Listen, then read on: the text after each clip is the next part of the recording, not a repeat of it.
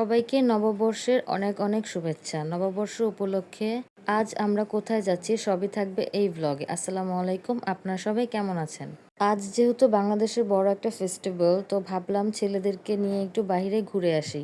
আজ আমি যাচ্ছি মিরপুর 13-তে। আমার ছেলেদের বায়না ছিল তারা আজ বাসে যাবে, তো তাদের কথা মতোই আমি বাসে উঠে গেলাম। তো আমরা আজ যাচ্ছি পুলিশ কনভেনশন হল সেন্টারে।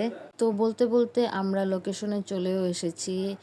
পহেলা বৈশাখ উপলক্ষে স্কয়ার কোম্পানি থেকে একটা ইভেন্ট অ্যারেঞ্জমেন্ট করা হয়েছে, দেন আমরা সেখানেই এসেছি। তো আমার হাজবেন্ডের ওখানে ডিউটি ছিল, ও সকাল 6টায় বের হয়ে গেছে। তো দেন আমরা এখন 1টা বাজে এসেছি।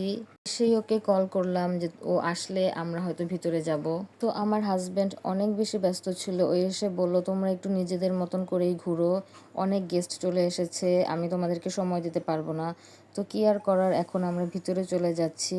আর বাইরে এত বেশি রোদ ছিল, একটুও দাঁড়াতে পারছিলাম না। ভিতরে অনেক রাইড ছিল বাচ্চাদের। তো আরাফকে বলতেছিলাম যে যাও তুমি বল দিয়ে খেলো, ও কোনোভাবেই যাবে না। আয়াত ওকে এত জোর করতেছে যে যাও ভাইয়া একটু খেলো, বাট ও যাবেই না, আয়াতের কুলে উঠে বসে গেছে। তো দেন অনেক কষ্ট করে ওকে আমি নামাতে পারলাম, দেন এখন ও খেলা করতেছে। ইভেন্টের ম্যানেজমেন্টটা খুবই সুন্দর ছিল, একদম নিট অ্যান্ড ক্লিন। আর এখানে আমিও আরাফের সাথে বল দিয়ে খেলতেছিলাম। তো খেলাধুলার পর আমার হাজবেন্ড বলল এখন হচ্ছে লাঞ্চের সময় হয়ে গেছে, তোমরা এসে লাঞ্চ করে নাও। এখানে টোকেন দিয়ে সবাইকেই লাঞ্চ দিচ্ছিল। টোকেনের কস্ট ছিল অনলি 150 টাকা। তো এই টাকাতে এত কিছু খাবার অনেকই ভালো হয়েছে, খাবারটা খুবই মজা ছিল। আপনাদের সাথে শেয়ার করলাম আমাদের কি কি দিয়েছে। মুরগির মাংস, পটল ভাজা, ডিম, সালাদ ছিল, আর হচ্ছে সাদা পোলাও। আর এখানে আমার হাজবেন্ড কি কাজ করতেছে আপনাদের সাথে একটু শেয়ার করি। ও হচ্ছে সবাইকে খাবার সার্ভ করে দিচ্ছে। আমি ওকে দেখে বলতেছিলাম একদম তোমাকে কামড়ার মতন লাগতেছে। তো বলতেছিল যে আমি ঘেমে একদম অবস্থা খারাপ হয়ে গেছে, তোমরা এখানে দাঁড়িয়ে না থেকে ভিতরে চলে যাও। তো আমি বললাম তোমার তো এখানে অনেক কষ্ট হচ্ছে। তো বলল কি আর করার, কাজ করলে তো এগুলো করতেই হবে।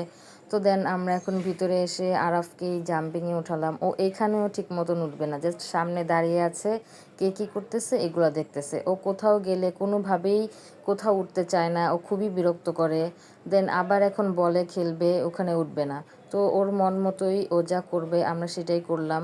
দেন এখন অ্যানাউন্সমেন্ট করতেছিল যে যারা লটারি টিকিট কিনেছে র্যাফেল ডোতে তাদের নাম এবং নাম্বার বলা হবে। তো আমি সেটা দেখার জন্য দাঁড়িয়েছিলাম।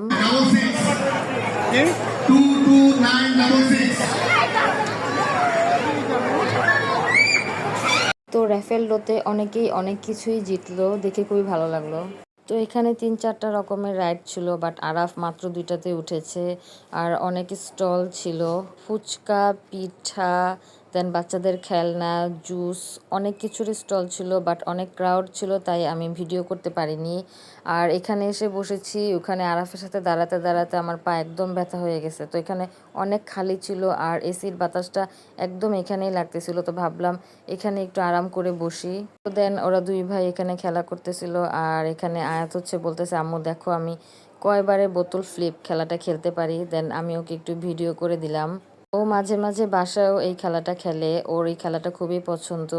তো দেন এখানে আমি বললাম যে পিছনের ব্যাকগ্রাউন্ডটা খুবই সুন্দর ছিল, আয়াত আমাকে একটু ছবি তুলে দাও। ও ছবি না তুলে আমার ভিডিও করে দিয়েছে। আচ্ছা যাই হোক, খুব সুন্দর হয়েছে। আর এখানে হচ্ছে এই যে আমার কামলা একটু সময় পেয়েছে আমাদের সাথে দেখা করার জন্য।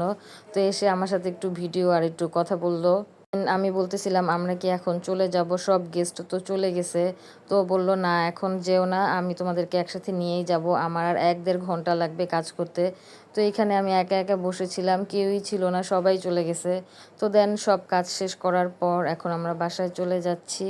তো আজ সারাটা দিন খুবই ভালো কাটলো, বাচ্চারা অনেক স্পেস পেয়েছে খেলার, আলহামদুলিল্লাহ ওদের জন্যই আমি এসেছি।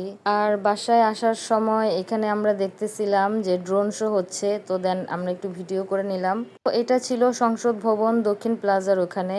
তো এই ড্রোন শোটা দেখে খুবই ভালো লাগতেছিল যে বাংলাদেশে অনেক বেশি আপডেট হয়ে গেছে। আর এই শোটা আমি স্পাইডারম্যান মুভিতে দেখেছিলাম। তো যাই হোক, আপনাদের সাথে দেখা হবে নেক্সট কোনো ভিডিওতে। তত পর্যন্ত ভালো থাকবেন, সুস্থ থাকবেন, আল্লাহ হাফেজ।